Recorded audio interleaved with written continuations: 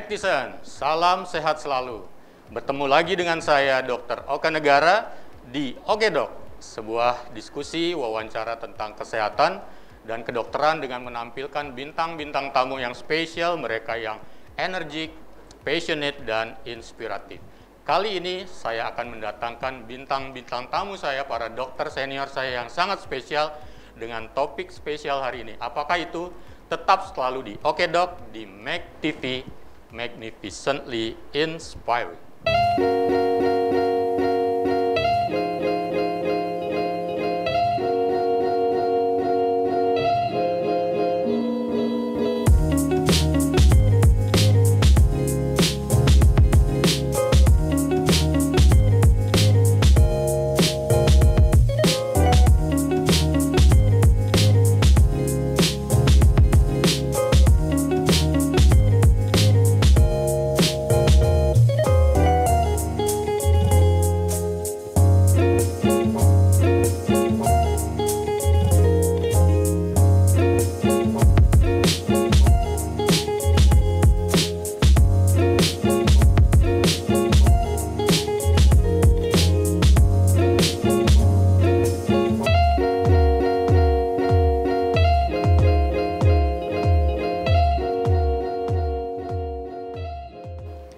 Netizen, episode ke-11 kali ini adalah episode yang spesial karena di episode ini kita akan membahas berkaitan dengan hari ulang tahun Ikatan Dokter Indonesia yang ke-70. Dan seperti yang saya sampaikan tadi, saya akan mendatangkan dua bintang tamu yang spesial. Mereka yang sekarang adalah lagi tinggi-tingginya di jabatan yang ada di Ikatan Dokter Indonesia. Yang pertama adalah Dr. Igede Putra Suditejo. Ini juga kakak saya sebenarnya, beliau Dr. Suditejo Punapi Gatra, Dr. Suditejo Becik Rajang. Ya, sehat selalu ya. Dan yang kedua juga atasan saya di ID Denpasar, ada Dr. I Gusti Agung Ngurah Anom, Dr. Anom atau Dr. Igan Anom saya memanggilnya biasanya. Bagaimana Dr. Anom? Astungkaro sehat. Sehat selalu ya. Dan jadi saya akan didampingi oleh dua dokter-dokter spesial ini. Kita akan membahas tentang dokter di era saat ini, dokter di era milenial, dokter di era mungkin kita bisa menyebutnya dokter di era COVID kali ya. Karena apa? Sebenarnya netizen, masalah saat ini yang menjadi tantangan terbesar dokter saat ini adalah dokter di era pandemi. Di saat virus SARS-CoV-2 masih belum hilang dari permukaan bumi. Jadi ini bukan urusan cuma di Bali, bukan cuma urusan di Indonesia, tapi ini adalah urusan di seluruh dunia.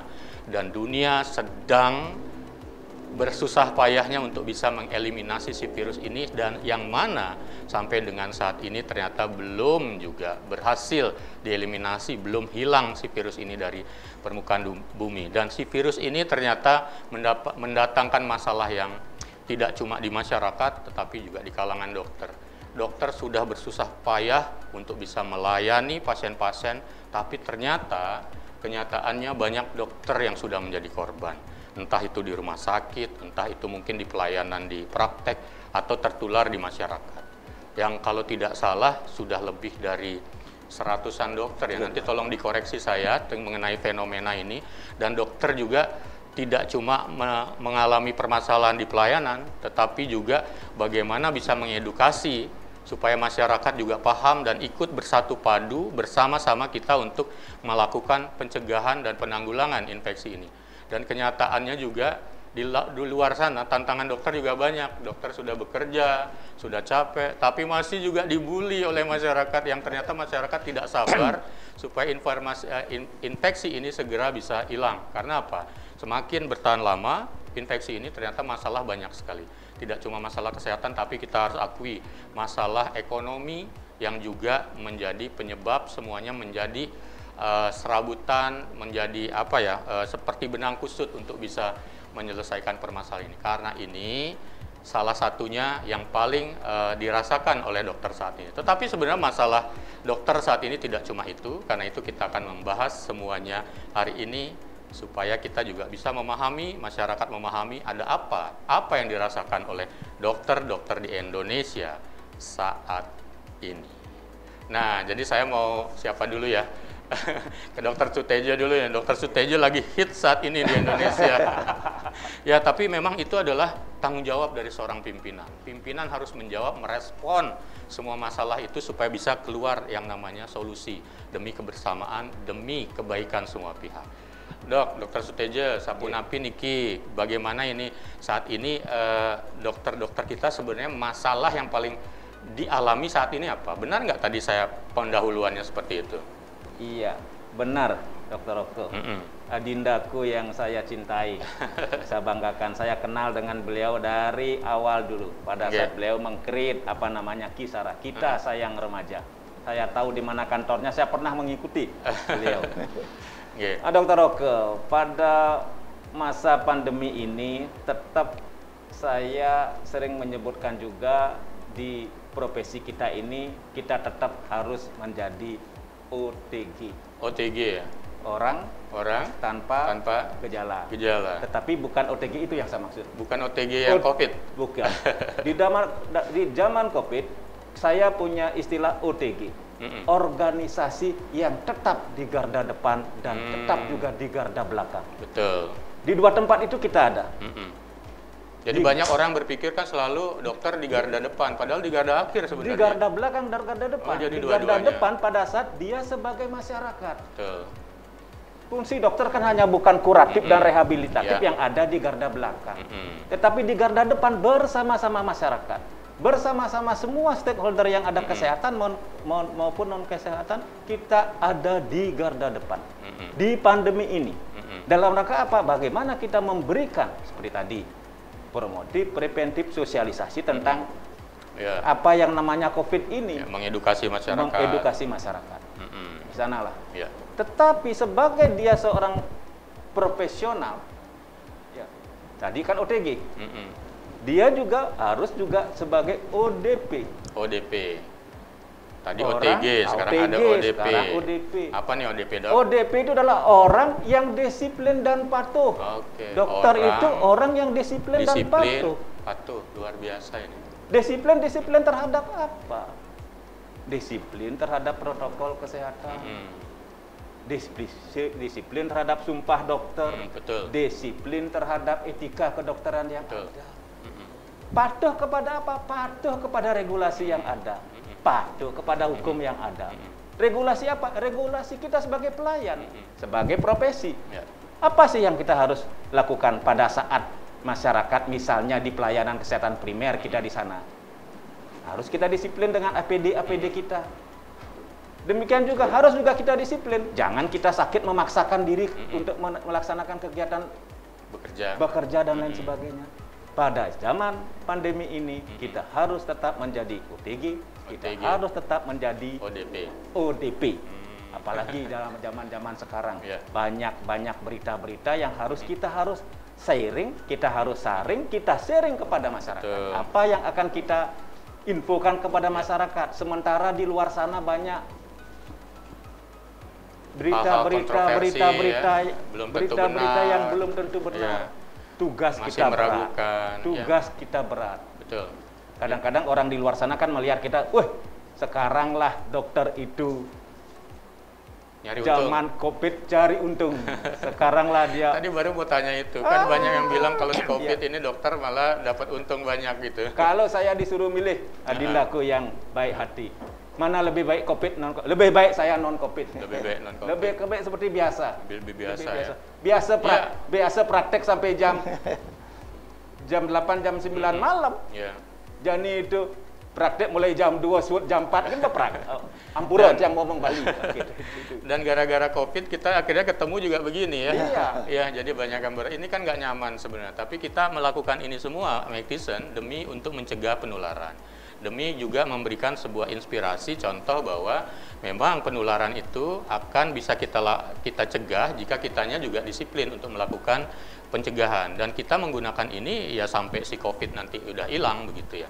Setuju ya Dokter Anom? Ya? Mungkin Dokter Anom bisa melengkapi karena masalah utama sebenarnya dokter-dokter kita memang saat ini semua dokter berpikiran tentang COVID. COVID itu kalau lihat sejarahnya tidak akan bisa mungkin hilang.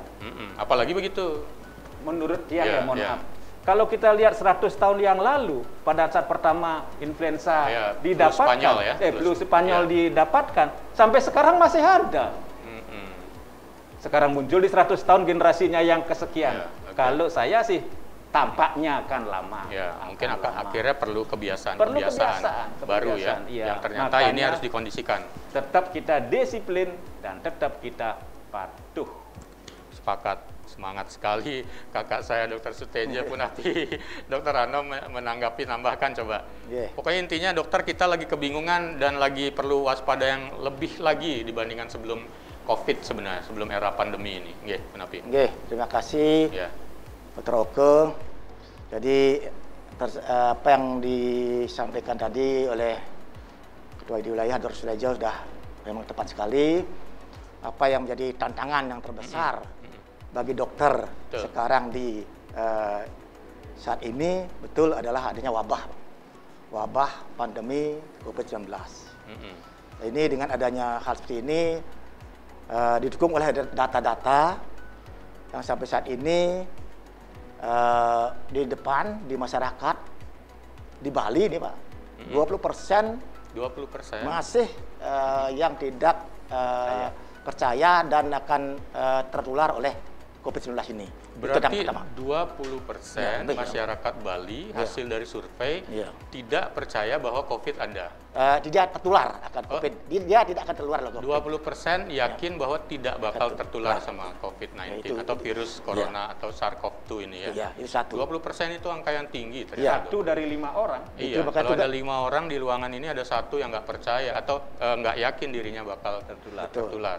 Yang kedua tentu kita bicara data juga. Ya. Nah, jadi sampai saat ini ya data COVID di Bali, kita bisa bicara dengan Bali karena kita ada di Bali Pak. Oke. Jadi memang angka kesakitan ya masih di atas 100 orang per hari. Angka kesakitan Artinya ya. kalau di persentase seminggu itu hampir 11,5%. Nah, Dan kedua itu yang angka terakhir ya, yang paling terakhir ya. ya, angkanya jadi sekian. itu kedua itu tentu angka kesembuhan. Angka kesembuhan. Bagus. 85%. 85%. Ya. 3 ya. Ya. Nah, itu angka kematian Angka justru kematian. masih juga masih 3, sekian. Angka kematian lumayan sedikit tinggi ya, Ya, dibandingkan masih dengan tinggi. angka yang diharapkan Betul. 2, sekian persen ya. Betul. Bali 3% ternyata Ya. ya. Jadi sebenarnya ya cukup bermasalah juga Betul. sebenarnya di Betul. Bali untuk kematian ini. Sehingga dokter-dokter ini sejak awal mula terjadi COVID di Bali Ya. ini sudah kalang kabut juga. Karena apa? Karena memang di samping virus baru, Ya. memang protokol-protokol kesehatan terus berubah-ubah. Nah, itu di awal Juni Ya.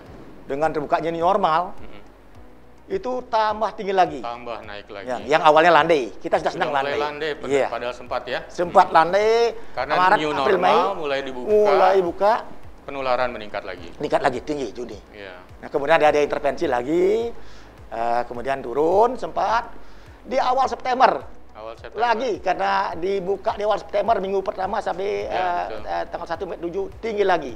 Galungan juga itu. Oh iya, itu hari raya Nah, banyak ada dan sebagainya. mobilitas yang sangat tinggi Ya. waktu itu ya. Ya, ketika banyak orang berkerumun dan Ya. sekunjungnya ini bisa meningkatkan kasus-kasus ini. Ya, memang masih banyak orang yang berpikir bahwa udah new normal, udah normal nih, gitu sudah normal, mungkin sudah lebih bagus. Jadi mereka banyak yang berpikir untuk mobilitasnya lagi. Padahal kembali lagi si virus ini nggak bisa berpindah sendirian. Ya. Tapi ketika orangnya berpindah sana sini, penularan ada di situ.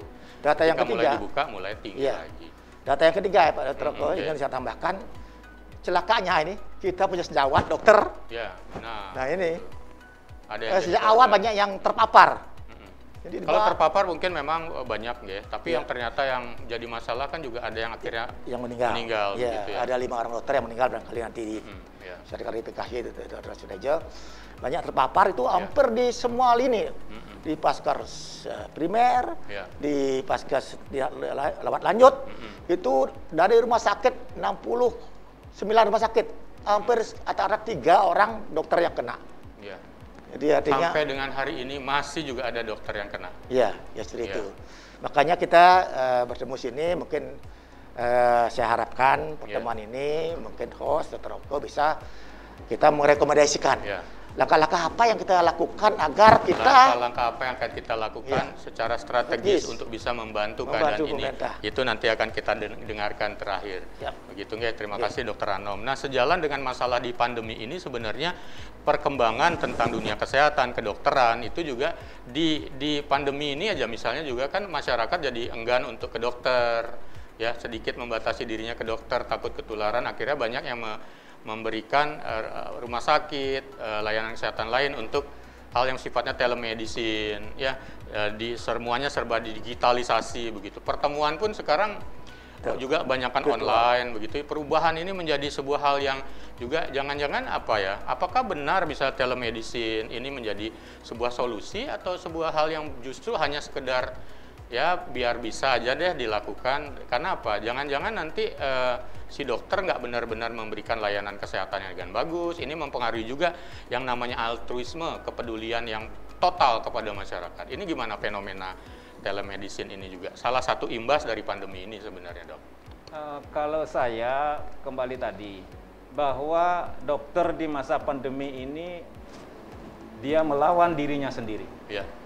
Yang kedua, dia melawan dengan teman sejawatnya yang lain. Dan yang ketiga juga ada eksternal yang dia harus alami. Itu bisa dijelaskan itu yang Ya, pertama, melawan dirinya sendiri. Bagaimana dia pada saat situasi sekarang ini dia konflik. Saya harus berpraktek. Apa saya harus tidak berpraktek? Apa tidak praktek? Apa saya harus tidak praktek? Apa yang akan saya pakai untuk hidup? Jaminan ekonomi, hidup. ya, Dan ya. Yang Dokter juga manusia ya, dia perlu penghasilan ya. Nah. Dan tidak semua dokter ternyata status ekonominya seperti yang dibayangkan orang selalu sejahtera kaya ya, Dok. Nanti bisa dijelasin itu. Maka dari itu anggota kami 4.000 yang ada di Bali ini hampir 70% ada di pedesaan. 70% 70% hampir di pedesaan. Oke, ya. Hampir juga 60% jujur saya sampaikan mungkin aja dia penghasilannya di sebelum COVID itu mungkin di bawah 6 juta. Sebelum COVID udah di bawah 6 juta ya? Sudah di bawah 6 juta. Padahal orang mikirnya puluhan juta. Dia berjuang juga teman-teman sekarang antar teman-teman yang lainnya juga. Enggak, sebentar Dok. Tadi kan sebelum COVID di bawah 6 juta. Habis COVID gimana? Selama COVID gimana? Nambah-nambah lagi ya? Bukan bagaimana seperti tadi Dr. Oka sampaikan bahwa sekarang satu online. Ya. Yang kedua informasi lain yang bagaimana model-model pelayanan yang seperti delivery yang seperti itu. Maka dari itu sudah barang tentu dari segi income tidak pasti akan lebih banyak. Jadi artinya dulu di bawah 6 juta, sekarang mungkin bisa setengahnya. Bisa, apalagi dengan zamannya BPJS misalnya sekarang. BPJS dia dapat kapitasi. Belum tentu juga orang berkunjung ke Vaskes. Betul. Juga belum tentu juga. Dulunya kita, Dr. Anom, selain dari ketua ID cabang Denpasar, juga ketua Persi Bali. Ketua Persi, Perhimpunan Rumah Sakit. Klien rumah sakit sebali. Boleh tanya, jangan berpikiran bahwa rumah sakit semua itu. Ya, betul. Untung. Nanti Dr. Anom boleh ceritain itu. Syukur rumah sakitnya tidak kolaps. Ada instruksi lagi, harus online, harus pasien online. Bagaimana sistem informasi yang harus dia bangun? Ya jelas, income-nya tambah sedikit. Perlu pace juga di sana untuk informasi. Betul. Bukan saja di rumah sakit, di praktek mandiri pun. Ini bukan membela diri loh Dok. Bukan, ya. Ini praktek, fakta ya, real ya. Di praktek mandiri pun kita harus belajar masalah. Karena orang berpikirnya tentang rapid gitu ya. Padahal rapid itu kan bukan layanan semua dan bukan dokter juga yang ngasih ya. Begitu. Kalau kita lihat konsep dokter dari awal, altruisme misalnya, dia harus melayani. Zaman jani kan sengidang gitu deh. Tidak bisa.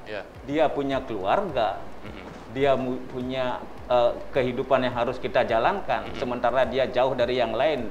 Artinya tantangan dengan sesama. Tantangan dari luar, seperti tadi, ada diksi-diksi, ada narasi-narasi yang kadang melemahkan kita. Bingung, Mbak. Ya, artinya melemahkan itu sebenarnya dokter sekarang harus sedang fokus-fokusnya. Tiba-tiba pikirannya jadi bercabang karena mendengar ini itu ya. Walaupun ada sebagian masyarakat bilang, masa sih nggak tahan banting.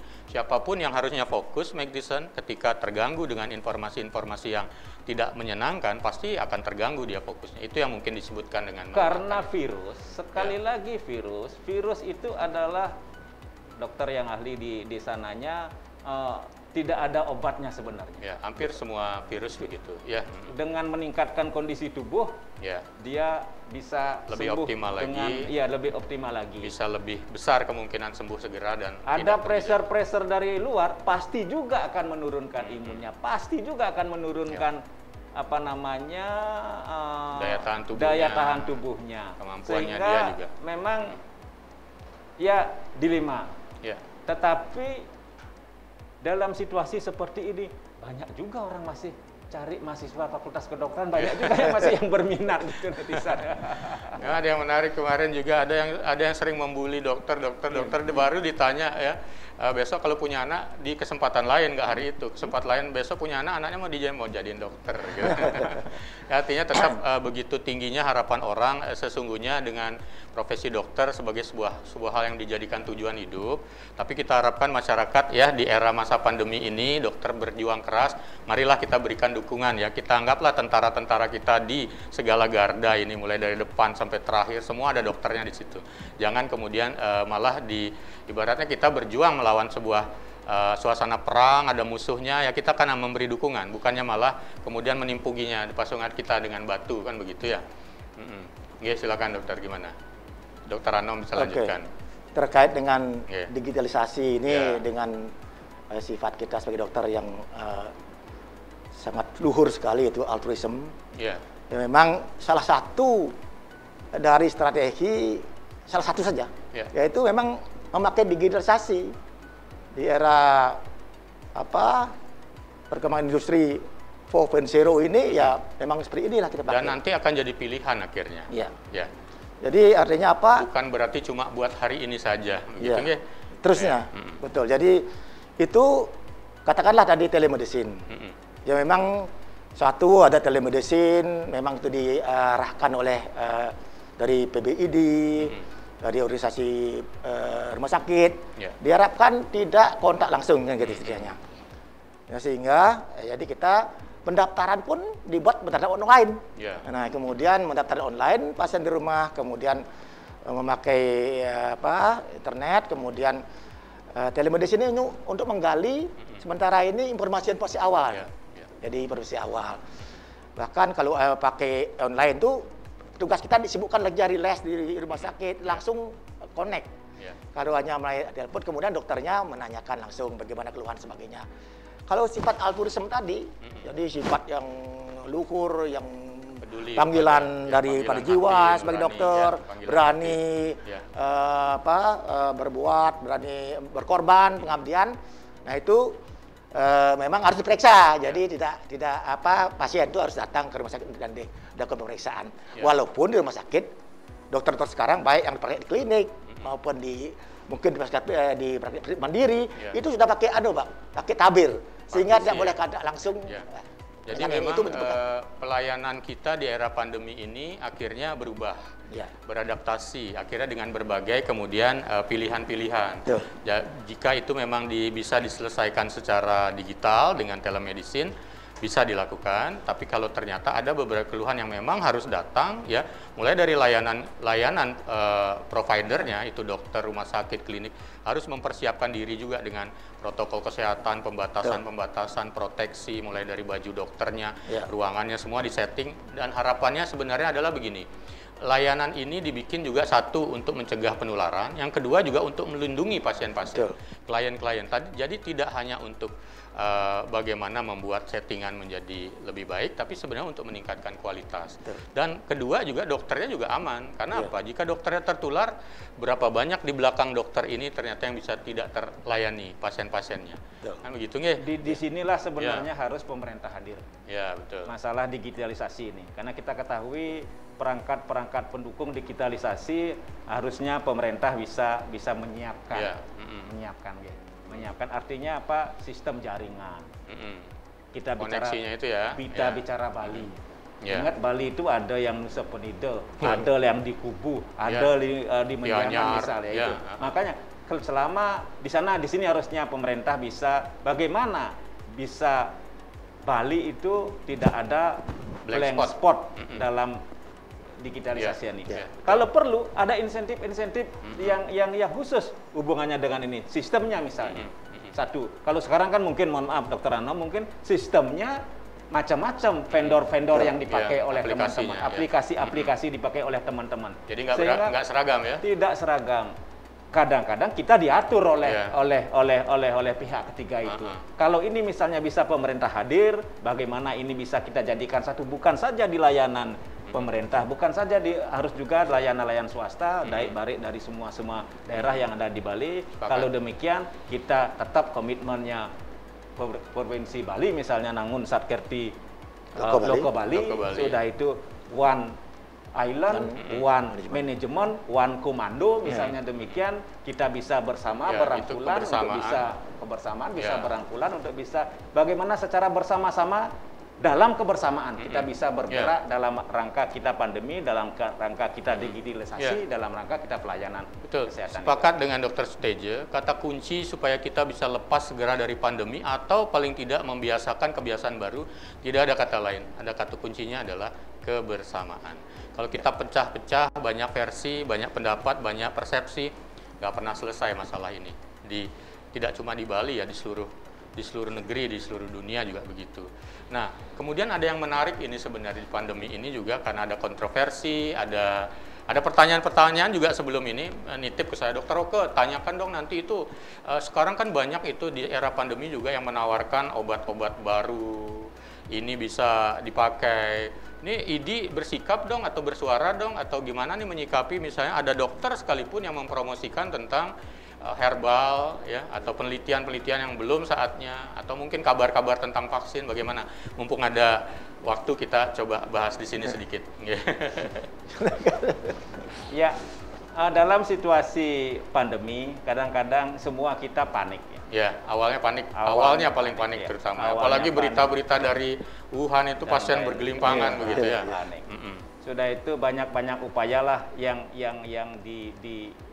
diperbuat oleh semua orang, bagaimana kita bisa bersama-sama untuk menghadapi pandemi ini. Dalam regulasi yang ada, tingkatan-tingkatannya itu ada, yang mana disebut obat tradisional, yang mana disebut komplementer, yang mana disebut jamu, yang mana obat. Ini kan sudah ada regulasi yang diatur oleh pemerintah tersebut. Dan ada definisinya juga. Ada definisinya semua. Kembali kalau kita lihat ke kode etik kedokteran yang ada, sudah jelas di sana pada saat, karena kita lihat kalau nilai dasar dokter itu adalah ada 6 sebenarnya, Dr. 6 ya. Ada 6 nilai dasar dokter itu. Yang pertama kemanusiaan. Pasti pertama kita kemanusiaan. Yang kedua kita profesionalisme. Iya, yang ketiga kesejawatan. Kesejawatan itu di mana-mana ada. Di mana-mana. Yang keempat itu etika. Yang kelima itu pengabdian. Yang keenam itu adalah keteladanan. Kita dari semua itu yang kita lihat kalau buka-buka kode etik kedokteran itu di profesionalisme itu ada. Itu ada kuliahnya juga loh. Ada kuliah. Setiap orang, setiap dokter dilarang mempromosikan, menerapkan, memberikan, mengarahkan baik itu obat atau alat yang belum teruji, yang belum memiliki izin edar, memiliki uji lab, uji klinis yang lainnya, macam-macam yang harus itu secara etika sudah tidak. Kalau itu tidak dilakukan, tapi dipromosikan oleh dokter, tidak kemudian memiliki kaidah-kaidah etika jadinya. Tidak kaidah etika tidak. Tapi jangan lupa kalau zaman normal sebelumnya mungkin tidak banyak yang ngeh. Tapi pada saat sekarang bisa ada dampak hukum di sana. Ada dampak hukum di sana. Kita tidak tahu karena di kode etik mempromosikan diri pun tidak boleh, apalagi kita mempromosikan barang atau alat ataupun obat yang seperti itu, sudah tidak boleh. Artinya etika, tetapi karena dalam ini digitalisasi lagi, kadang-kadang kita bisa apa yang kita kerjakan kita tidak sadar bahwa itu ada melanggar hukum. Syukur-syukur masyarakat tidak terkena, tapi kalau masyarakat ada kena, pilih aduan, diadu kita, itu yang masalah. Kena, Sekali lagi tetap aspek kehati-hatian, aspek apa namanya, kita harus update diri kita dengan ilmu pengetahuan apa yang harus kita ketahui, mana yang boleh dan mana yang tidak. Kalau itu kita tergelincir di dalam hal seperti ini. Apalagi di era pandemi COVID-19 yang mana COVID-19 ini adalah new emerging disease yang dulu waktu kita kuliah, saya pun yang lebih baru kuliah belum pernah diajarin ini. Jadi kita belajar terus, belum lagi lembaga-lembaga riset dunia, lembaga kesehatan dunia juga selalu menyampaikan update informasi yang baru. Sebenarnya itu bukan mencela-mencela, tetapi karena ada perkembangan keilmuan dan yang paling cocok dengan situasi. Nah, dokter juga akhirnya perlu belajar semua ini untuk update begitu ya. Karena misalnya aja contohnya dulu pengertian sembuh untuk COVID-19 harus 2 kali swab negatif. Sekarang berubah lagi. Yang simpel aja. Apa namanya? Rapid sama swab. Tapi kan sekarang balik, tapi terakhir kan sekarang rapid itu tetapi dia untuk screening. Rapid kan screening. Tapi sedangkan swab untuk adalah diagnostik. Untuk diagnostik tetap swab, tapi untuk screening dalam yang besar. Ini mungkin di awal swab apa namanya rapid bisa pada waktu itu dia juga diagnostik dia pada saat di awal, pada saat kita hanya baru misalnya bisa periksa 10 sampai 20 per hari. Karena di situ aja udah jelas, namanya juga rapid, kebutuhannya adalah untuk lebih cepat. Ya, jadi menunggu 1 minggu dari hasil swab ya nunggu lama ya pakai rapid kan begitu. Belum lagi harganya juga swab itu masih mahal, jadi seperti supaya lebih ekonomis dan cepat dipilih ada solusi rapid itu sebenarnya. Walaupun kemudian menjadi hal yang banyak dibahas orang kemudian antara pas atau tidak pasnya, sesuaikan semua itu informasi itu dari kepentingannya dan update situasinya kan kentan ya. Di sini lagi harus pemerintah hadir. Kengken carane pada 3T itu testing, tracing, treatment itu bisa gratis, bisa tidak berbayar. Kan di sana ya. Bagaimana testing bisa tidak berbayar, tracing juga tidak berbayar, juga treatment. Masalahnya karena itu jadi ada biaya besar di situ ya, itu yang menjadi masalah di negara kita mungkin. Ya memang seperti itu kenyataannya. Gimana Dokter Ano melihat misalnya juga tadi balik lagi kan kadang-kadang ada dokter-dokter yang belum apa-apa sudah mempromosikan ini obatnya, ya ini bagus, ini kualitas pertama. Ada nggak kira-kira juga di anggota anggota ID yang mengalami itu dan kemudian diperingatkan begitu. Banyak loh kejadiannya seperti itu, bahkan mengiklankan diri di media. Dan tentang masalah COVID ini juga pernah ada yang muncul juga menawarkan sesuatu yang belum evidence based medicine sudah ditampilkan bahwa ini bisa dan akhirnya membuat orang tertarik untuk itu. Padahal itu dokter juga begitu. Baik, Dokter Oko, pertanyaannya lebih spesifik lagi kepada pengobatan ya. Jadi begini, terkait pengobatan COVID ini kan belum ada gold standar. Ya betul.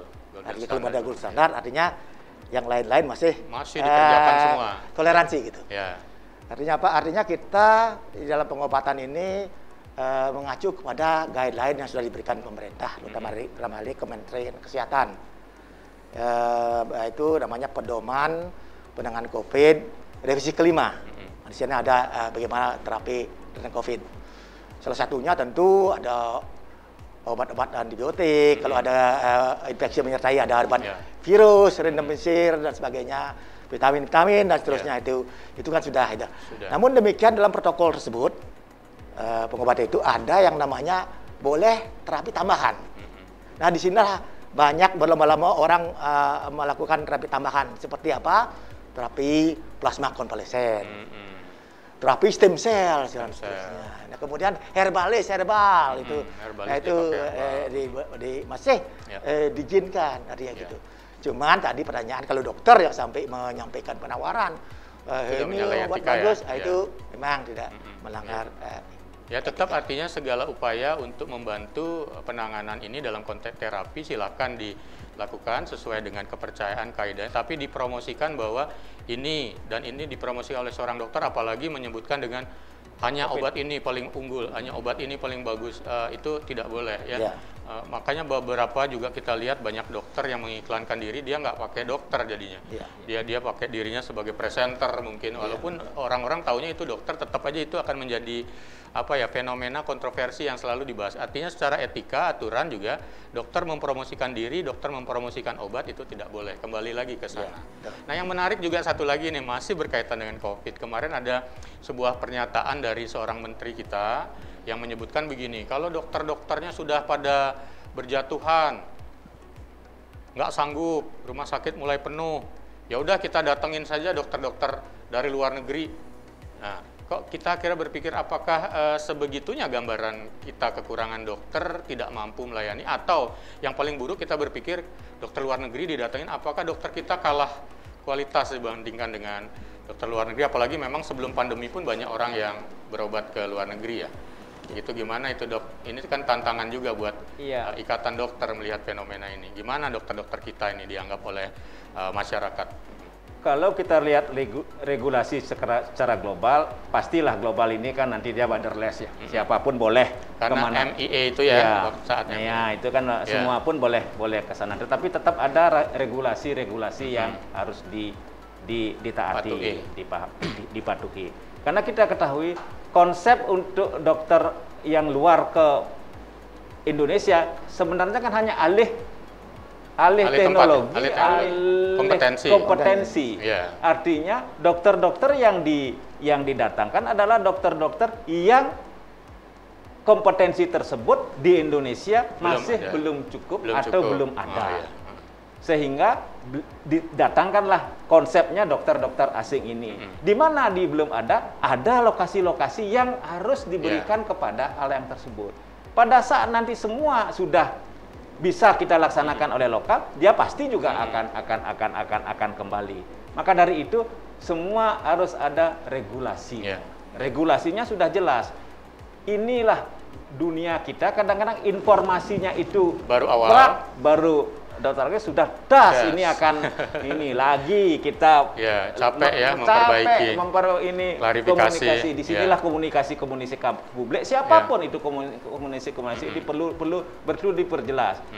Regulasinya dulu kita bicarakan, regulasinya dulu kita sepakati, baru kita info, oh ini loh persyaratan dokter asing yang akan masuk ke Indonesia. Boleh masuk di daerah ini saja. Kompetensi yang boleh masuk ini saja. Dan yang datang pun harus menyesuaikan budaya dan tradisi yang tadi harus adaptasi dan lain sebagainya. Karena kan tetap juga undang-undang menyatakan bahwa IDI adalah satu-satunya organisasi dokter di Indonesia. Anggotanya boleh WNI, boleh WNA, yang kalau dia WNI mempunyai ijazah Indonesia yang terakreditasi, sedangkan kalau yang luar negeri dia harus juga dengan adaptasi.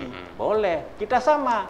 Tetap secara global, kalau dulu disebutkan bahwa Hippocrates itu punya kita, teman sejawat kita adalah saudara kandung di Jepun Totono. Yang ada memedini dari dokter masih ya saudara kandung ada nih. Gitu. Yang penting dia udah di wisuda jadi dokter.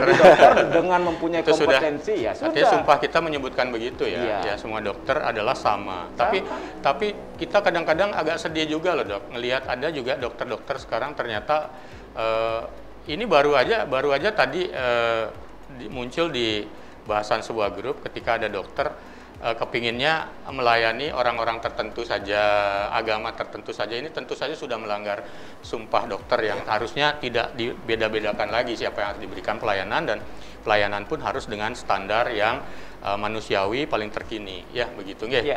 Itu yang menariknya. Kalau kita standar pelayanan adalah kita sebagai dokter tetap standar kita adalah standar tertinggi. Sehingga raga melaksanakan pelayanan kesehatan lu karena nih awak-awakan lalu nih sudah marah tetap kemandirian kita, standar yang tertinggi, profesionalisme kita tetap kita harus jaga itu. Sepakat. Ini sebenarnya kita sudah banyak sekali, walaupun sambil ngobrol, wawancara, beberapa nilai-nilai kesejawatan juga muncul di sini, nilai-nilai kemanusiaan, nilai-nilai juga etik banyak sekali kita bahas di sini. Wah, terima kasih sekali ini Dr. Anom, Dr. Sutedja sudah membawa kembali wawasan, mengingatkan teman-teman dokter dan juga masyarakat untuk tahu profesi dokter. Nah, terus begini Dok, akhirnya kan kita sudah melihat semua nih, memotret permasalahan dokter zaman sekarang. Lalu sebenarnya yang benar-benar dokter-dokter semua di Indonesia yang mendengarkan ini nanti atau yang di Bali, sebenarnya ingat lagi nggak peran dokter ini sebenarnya apa yang paling krusial strategi saat ini? Yang kita harapkan selanjutnya jalan dengan pelajaran pandemi ini. Terutama dalam pelayanan, kemudian juga di kehidupan bermasyarakat, melihat tantangan-tantangan yang ada. Tadi yang 6 nilai itu kayaknya juga layak dijelasin lagi tuh. Kadang-kadang kan masyarakat berpikiran bahwa dokter itu tugasnya mereksa, tugasnya nyuntik, tugasnya ngasih obat. Ngasih obat. Pengobatan aja gitu Pengobatan saja. Makanya dulu khas sekali gambaran dokter tuh selalu stetoskop dengan kotak tas obat ya. Nggak pernah dipikir bahwa ada dokter yang jadi dosen, dokter yang menjadi educator, dokter yang bekerja di manajemen perusahaan, manajemen rumah sakit, apalagi banyak spektrum dokter itu sebenarnya. Ya, maka dari itu kan secara umum kalau kita lihat bahwa pelayanan itu kan ada pelayanan promotif, ada pelayanan preventif, di samping kuratif dan rehabilitatif. Seperti saya bilang tadi, di masyarakat dokter pun juga bisa dia sebagai masyarakat. Dia bukan orang yang inklusif apa eksklusif? Eksklusif. Dia bukan orang yang eksklusif dia. Dia bermasyarakat. Maka dari itu dari awal dari dulu pun juga bagaimana kita bisa tugas kita bagaimana kita memberikan pelayanan kemanusiaan kepada masyarakat. Bagaimana kita berperan bersama-sama masyarakat, baik di dalam pandemi maupun di tidak pandemi pun kita harus bersama-sama masyarakat membuat pelayanan. Maka dari itu strata-strata pelayanan kita kan juga banyak. Misalnya ada strata yang di layanan primer, ada strata di layanan rujukan. Teman-teman kita yang dirujukan, yang di Persi, dia lebih banyak dia di dalam hal sana. Di sana pun juga ada hal-hal yang berhubungan dengan kemasyarakatan. Bagaimana dia itu membina masyarakat di wilayahnya. Kan memang kan ada membina kesehatan di wilayahnya. Konsep wilayah juga harus berlaku di rumah sakit. Silakan Dr. Anom. Silakan Dr. Anom. Baik, terima kasih. Teroko sebelum tadi menyinggung terasing, Dok. Sebenarnya antara tantangan dan peluang semua gitu. Tapi artinya apa? Artinya kemarin itu Bapak pimpinan dari pusat ke sini itu mencoba akan mendirikan rumah sakit internasional gitu kan di sini karena akan menarik Bali gitu ya, sangat memberikan point of interest sendiri Bali itu. Karena Bali itu merupakan daerah wisata yang terkenal di dunia, harus ada pelayanan medical tourism dan seterusnya. Itu sangat peluang sebenarnya bagi kita. Tapi dalam pelayanan COVID tadi itu memang ketika itu kan isu terpapar sebagai itu masih banyak sebenarnya 180 ribuan kan lebih masih Indonesia. Itu pun kompetensinya itu bisa belum diatur benar, semua bisa merawat pelayanan COVID seperti itu. Baik, ya terkait tadi bagaimana peran dokter ya pasti tadi Dr. Sutedja sudah menyampaikan semua itu dalam lingkup pelayanan suatu kontinum sejak promotif, preventif, kuratif dan rehabilitatif. Itulah peran dokter. Itu duduk di Vaskes Kesehatan. Bahkan sekarang perannya itu menukik lagi kepada keselamatan pasien. Jadi berfokus kepada pasien. Jadi pasien itu dokter-dokter semua ini, katakan beberapa spesialis yang terlibat dalam pelayanan pasien ini berfokus ke sana. Jadi ada yang namanya DPJP, dokter penanggung jawab pasien. Baik itu di Vaskes primer maupun Vaskes tingkat lanjut. Nah itu bagusnya sekarang sehingga semua berfokus pada keselamatan pasien. Luar biasa. Jadi silakan lagi. Jadi untuk di masyarakat tadi sudah. Jadi masyarakat itu kita di ID diwajibkan sekali membaca sejarah ID ya. Jadi di sana sudah termaktub bahwasanya dokter itu di masyarakat bisa berperan sebagai beberapa agent itu, agent of change. Jadi agent of development. Apalagi di 5 star dokter itu ya. 5 star dokter. Ya, jadi artinya ada sebagai manager, ada decision maker, communicator, provider. Betul ya itu. Jadi artinya dalam situasi COVID gini harus terlibat kita yang di masyarakat. Untuk itu bagaimana PHBS, Ya. pola hidup bersih dan sehat, bagaimana Ya. tentang 3M seterusnya itu peran dokter yang ada di masyarakat. Ya, jadi sebenarnya masyarakat jangan artinya sempat ada kata-kata dokter bilang sampai ada tagar terserah dulu ya. Iya. Mungkin saking emosional Bapak masyarakat udah kita edukasi masih juga begini. Artinya teman-teman dokter kalau apapun yang terjadi tetaplah kembali kepada profesinya. Kalau mau mengedukasi silakan mengedukasi, jangan pernah lelah karena ini adalah panggilan profesi. Di samping itu ada sumpah kedokteran juga yang meminta kita untuk terus memberikan layanan kepada masyarakat. Tapi tadi ada yang menarik sebenarnya waktu Dr. Soetedjo Ketua ID Bali menyampaikan bahwa sekarang dokter itu juga nggak seperti dulu. Sekarang orang berpikirnya dokter itu eksklusif. Wih dokter, wih ayang gati dokter. Wih dokter kayak dewa. Dokter kalau datang aja semua udah diam gitu ya. Datang di lawatan rumah sakit semuanya seperti ngeliatin ini Betara lewat begitu ya. Dan semua sepertinya gimana nih Bapak Ibu? Ya terserah dokter deh, kita serahkan semuanya. Tapi zaman berubah. Semua komunikasi informasi harus disampaikan dengan benar. Tapi kesenjangan sosial ini rupanya masih ada. Ini yang perlu diperbaiki. Banyak bayangan orang dokter itu benar-benar kalangan yang tinggi.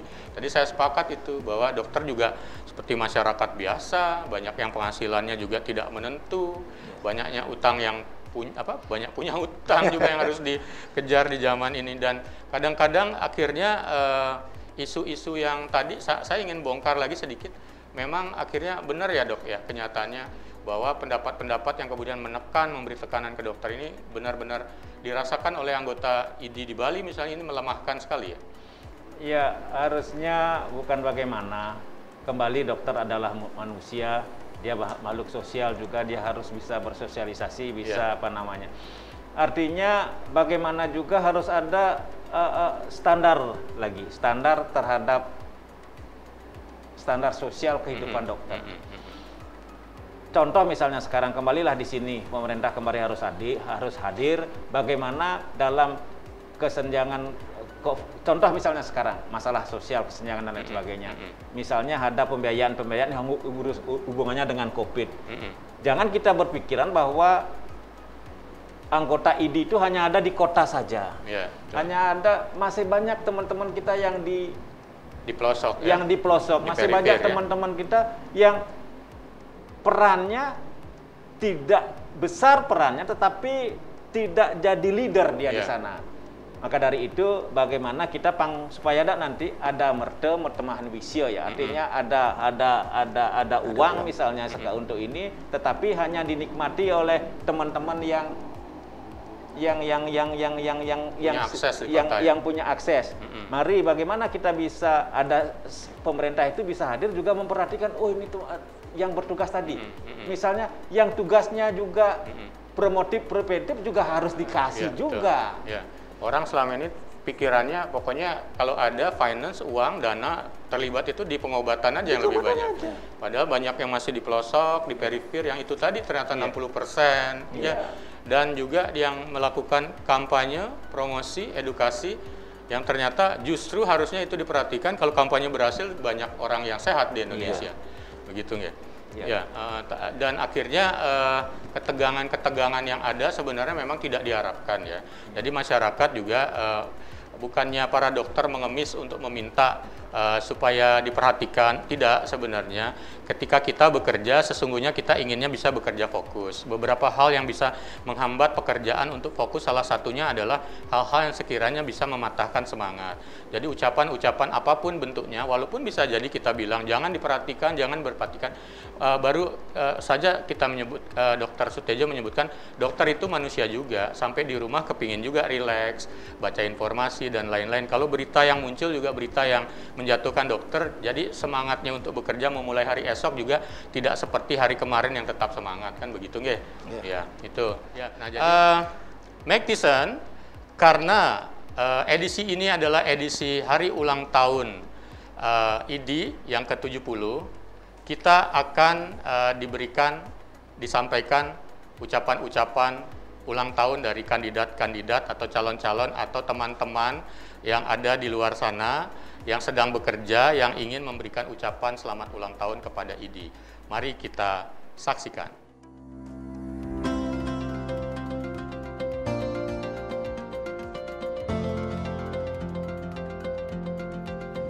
Om Swastiastu. Selamat ulang tahun Ikatan Dokter Indonesia IDI yang ke-70, 24 Oktober 2020. Ingat etika profesi dalam menjalankan pelayanan kesehatan. IDI Indonesia, satu IDI terus maju. Santi. Kolonel CKM Dr. Imade Mardika, SPPD Mas Finasim, beserta keluarga besar Kesdam 9 Udayana, mengucapkan selamat ulang tahun ke-70 Ikatan Dokter Indonesia, IDI untuk Indonesia, satu IDI terus. Swastiastu. Saya Dr. Oka Darmawan, Direktur Rumah Sakit Balimed Denpasar, mengucapkan selamat ulang tahun IDI yang ke-70. Satu IDI maju terus. Om Santi Santi Santi. Kami tim medis UPD Puskesmas Serdang mengucapkan selamat ulang tahun IDI yang ke-70. Satu IDI maju terus, IDI untuk Indonesia. Sama Komite Medik Badan Rumah Sakit Umum Tabanan, kita gelorakan terus marwah Dokter Indonesia. Selamat ulang tahun Ikatan Dokter Indonesia ke-70. Satu IDI terus maju. IDI untuk Indonesia.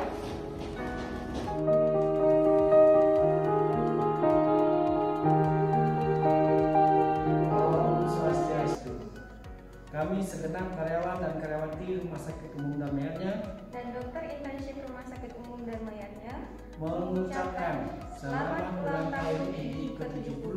Semoga dapat terus maju dan menjadi lembaga yang dapat menaungi seluruh dokter di Indonesia. Tetap jaya dan sukses selalu. Satu IDI terus maju. Om Santi Santi Santi Om. Salam Sari Dharma. Saya Dr. Erik mewakili Institusi Klinik Utama Rawat Inap Sari Dharma mengucapkan selamat ulang tahun IDI ke-70. Semoga di usia 70 ini IDI selalu tetap kompak dan semangat dalam menangani pandemi COVID-19. IDI untuk Indonesia, satu IDI maju terus. Selamat ulang tahun untuk IDI yang ke-70. Semoga kita semua selalu diberikan kesehatan, dapat terus berjuang melaksanakan tugas dan kewajiban kita dengan baik. Tetap semangat. IDI untuk Indonesia, satu IDI maju terus. Swastiastu, salam Sari Dharma. Saya Dr. Putu dari IGD ingin mengucapkan selamat ulang tahun ke IDI yang ke-70. Semoga sehat selalu, berjaya dan selalu ke depan untuk mensejahterakan masyarakat. IDI untuk Indonesia, satu IDI terus maju. Sore, saya Dr. Rindo Bagus Aditya Nugraha, spesialis penyakit dalam, mewakili dari teman-teman dari spesialis pada klinik Utama Rawat Inap Sari Dharma, mengucapkan selamat hari ulang tahun untuk Ikatan Dokter Indonesia ke-70. Mari bersama-sama kita satu padu, satu IDI, dan terus maju bersama. Salam sehat dan semoga pandemi cepat berlalu. Om Swastiastu, selamat ulang tahun untuk IDI yang ke-70. Semoga IDI tetap menjadi ibu sejati untuk masyarakat. Seburuk apapun masyarakat menilai dan memberi nama untuk IDI, IDI tetap dedication for humanity. Selamat IDI, sukses. Halo sejawat dokter semua, salam sehat, tetap semangat menjaga marwah kedokteran Indonesia. Dirgahayu IDI ke-70 selalu menjadi dokter untuk Indonesia. Viva Dokter Indonesia.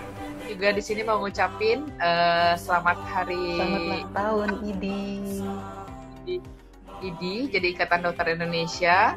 Selamat ulang tahun IDI ke-70, IDI Indonesia, satu IDI terus maju. Jadi ya, Semoga tetap semua dokter-dokter tetap sehat, tetap semangat, tetap ikhlas sepenuh hati untuk memberikan pelayanan kepada masyarakat. Saya, Dr. Dewa Gede Basudewa SPKJ, mengucapkan selamat ulang tahun ke-70 IDI. Terus jaga kesejawatan, kolegalitas, tanggung jawab, menjaga kesehatan masyarakat terhadap COVID. 1 IDI, terus maju.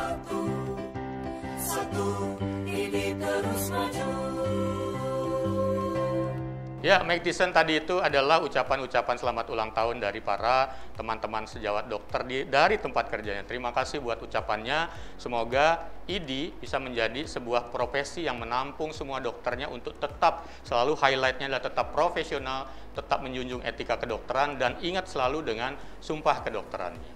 Jadi harapannya bagaimana ini? Apa yang kita harapkan kepada para dokter saat ini? Ya. Iya. Kalau Tiang, kembali saya menyampaikan bahwa IDI adalah rumah besar kita. Bagaimana kita menjaga rumah besar ini agar tetap kokoh. Ingat, rumah itu ada 3 komponen yang penting. Yang pertama adalah pondasi. Pondasinya ini harus dasarnya kuat. Harus kuat dulu. Dasarnya harus kuat itu kayak bikin apa? Rumah lah ya. Ya, dasar itu harus kuat adalah apa? Dasar kuat adalah bagaimana tadi yang saya sebutkan tadi, bagaimana di sana ada yang 6 tadi saya sebutkan. Tadi, ya. Itu harus di sana. 6 itu ada di mana? Ada di sumpah dokter, ada di kode etik kedokteran. Kita harus founder kita dulu membuat dasar ini yang kuat dengan kode etik kedokteran, dengan sumpah Hipokrates yang kita sering ucap sampai hari ini. Iya, sampai hari ini. Yang kedua, rumah ada tiangnya. Pilarnya. Pilarnya itu apa? ADART organisasi versi tiang. ADART organisasi. Di sanalah ada kesejawatan. Di sanalah ada komunikasi. Di sanalah ada kerjasama. Di ADART diatur gimana kita bekerja sama, gimana kita berkomunikasi, bagaimana kita saling membantu di antara kita yang katanya saudara. Kita berada di dalam rumah besar, ada tiang yang kuat, ada dasar yang kokoh, harus ada atap juga yang itu yang ketiga. Yang ketiga, supaya atap ini tidak bocor. Apa yang harus kita lakukan supaya atap ini tidak bocor? Dirawat, dipelihara. Bagaimana atap ini, bagaimana kita perilaku kita di sana itu perilaku. Kalau kita berperilaku seperti tadi, bisa diadu ini, bisa diadu itu, melemahkan kita semua, pasti kita akan bocor. Sing nyaman kita ada yang di dalam rumah besar IDI ini ada bocor, ada perilaku teman-teman, perilaku sejawat yang melemahkan kita semua. Melemahkan kita semua. Maka dari itu mari kita kompak bersama. Bagaimana rumah besar ini kita rawat. Dalam usia kita yang 70 tahun ini kita merawat rumah besar IDI dengan atap yang kuat, dengan tiang yang kokoh, dengan dasar yang kuat juga, sehingga kita bisa bagaimana kita menghadapi COVID ini dengan benar optimal dan bersama, gitu ya. Nika yang wow, luar biasa sekali Dokter Sutejo. Oke, silakan Ratu, Dokter Adam. Baik, tentu harapan saya sebagai Ketua IDI Denpasar kepada teman-teman ya yang masih mempunyai pandangan terhadap perbaikan dalam penanganan COVID. Tentu mari kita bersatu ke tadi rumah besar IDI. Kalau yang di Denpasar ada di Grand Sudirman, ya tidak melalui medsos yang ada, sehingga di sana kita saling menguatkan. Karena memang masih ada beberapa hal yang melemahkan kita, katakan tidak akan terserah, tentu kita tidak bisa lawan dengan kekerasan, dok. Jadi saya harapkan teman-teman jangan serta-merta memang anak muda sekarang dokter milenial barangkali ya. Begitu ada yang begitu, jiwa muda dia langsung respon dan sebagainya. Itu saya harapkan adik-adik, teman sejawat semua jangan merespon hal-hal yang itu di media sosial. Mungkin lebih tepatnya jangan terpancing ya. Betul. Jangan terpancing. Tetap bekerja profesional. Dan bahkan kita lawan atau kita share kita dengan kebaikan. Katakanlah kita di rumah sakit sudah menyiapkan tempat yang baik untuk perawatan. Kita sudah membuat rumah sakit yang aman, puskesmas yang aman untuk teman-teman datang ke sana dan terusnya. Sehingga stigma-stigma untuk pelayanan kesehatan bisa terhindarkan. Sehingga harapannya tidak menumpuk karena dampak ke depan ini sangat bahaya. Satu, akan terjadi penumpukan pasien katastrofik. Itu pasien-pasien yang dengan penyakit-penyakit yang kronis itu. Belum lagi sekarang juga ya, lagi musim hujan, bakal ada kasus demam berdarah biasanya di bulan-bulan ini. Kalau kamar penuh, bagaimana yang demam berdarah kan begitu? Itu ke depannya kan seperti itu, dan ada depresi dan terusnya akan terjadi. Nah itu kembali, mari kita tetap bersatu dengan tema yang dulu tetap kita gaungkan, ID terus maju gitu. Terus maju. Bersama ID terus maju. Ya. Wow, luar biasa. Yang satu lagi Pak Dr. Oke, di awal saya sudah menyampaikan bahwa dalam penanganan COVID ini kita tetap OTG. Organisasi tetap di garda depan dan belakang. Kita tetap menjadi ODP, orang disiplin dan patuh. Juga pesan saya juga kepada masyarakat, jadilah PDP, penduduk yang disiplin dan patuh. Disiplin terhadap protokol kesehatan, patuh kepada regulasi-regulasi yang ada. Sukses semua. Wow, luar biasa. Kita diingatkan lagi Mike Tyson bahwa ada OTG, ODP, yang juga tadi berbeda dengan versi COVID, tetapi ini adalah memaknai bahwa itulah sebenarnya posisi dokter dan profesi atau peran dari sebuah organisasi kedokteran untuk bisa mensupport para dokter supaya tetap ingat selalu sebagai ODP dan OTG tadi. Ya, tadi adalah sesungguhnya itu adalah last statement atau take home message buat kita semua dari edisi Oke Dok kali ini. Jadi sekali lagi terima kasih buat Dr. Suteja, luar biasa, tetap sehat selalu. Dr. Anong juga luar biasa, tetap sehat selalu. Dan Mike Tyson, pastikan selalu bahwa Anda selalu bisa mengikuti edisi Oke Dok ini untuk bisa disebarkan kepada yang lain, supaya memberitahu bahwa ada hal-hal yang positif, inspiratif selalu bisa dibagikan di Oke Dok. Dan bagi yang baru menontonnya bisa ditonton dari awal dan bisa dibagikan juga kepada yang lain. Ingat selalu bahwa seseorang baru berarti bukan dari nama, bukan dari gelar, jabatan, ataupun apa yang dia miliki, tetapi baru berarti dari apa yang sudah sanggup diberikan buat orang lain. Salam sehat selalu, tetap di Oke Dok, di Make TV, Magnificently Inspiring.